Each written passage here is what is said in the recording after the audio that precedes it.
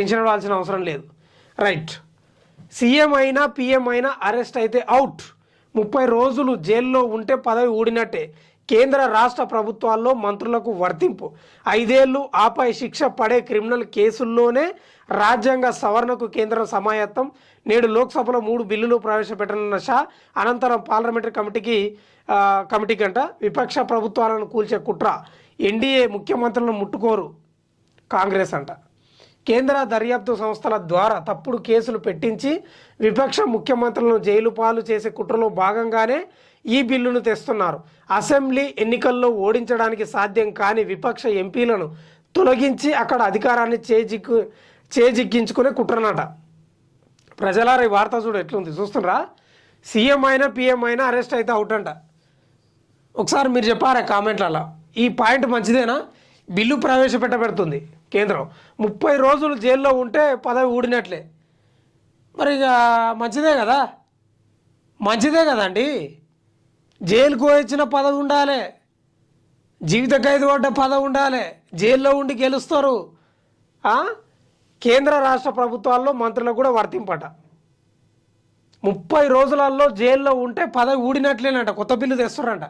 మీరే చెప్పాలి ప్రజలారా, మంచిదే కాదా, మంచిదే కాదా అని చెప్పాలి. ఇది కేంద్ర రాష్ట్ర మంత్రులకు కూడా వర్తిస్తుందంట. మంచిదేనేమో మరి, నాకైతే మంచిదే అనిపిస్తుంది. 5 ఏళ్లు ఆపై శిక్ష పడే క్రిమినల్ కేసుల్లోనే రాజ్యాంగ సవరణకు కేంద్రం సమాయత్తం అవుతుందంట. కానీ ఒకసారి చదువుదాం దీన్ని. 5 సంవత్సరాలు అంతకు మించి శిక్ష పడే అవకాశం ఉన్న తీవ్రమైన క్రిమినల్ కేసుల్లో అరెస్ట్ అయ్యి 30 రోజులు జైల్లో ఉండే మంత్రులను 31వ రోజు పదవి నుంచి తొలగించే కీలక బిల్లును ఎన్డీఏ ప్రభుత్వం బుధవారం లోక్సభలో ప్రవేశపెట్టనుంది.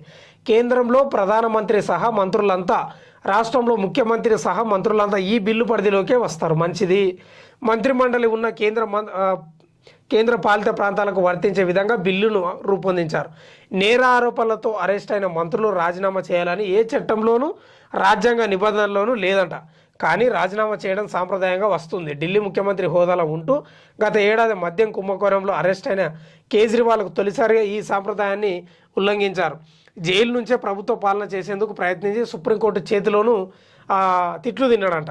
తమిళనాడులోనూ అరెస్ట్ అయిన మంత్రి సెంథిల్ బాలాజీ విషయంలో సుప్రీంకోర్టు చివాట్లు వేయాల్సి వచ్చింది. ఇలాంటి పరిస్థితులు పునరావృతం కావద్దన్న ఉద్దేశంతో కేంద్ర ప్రభుత్వం తాజా బిల్లును తీసుకొస్తుందని భావిస్తున్నారు. కేంద్ర మంత్రి అమిత్ షా బుధవారం 3 బిల్లులను లోక్సభలో ప్రవేశపెడతారు.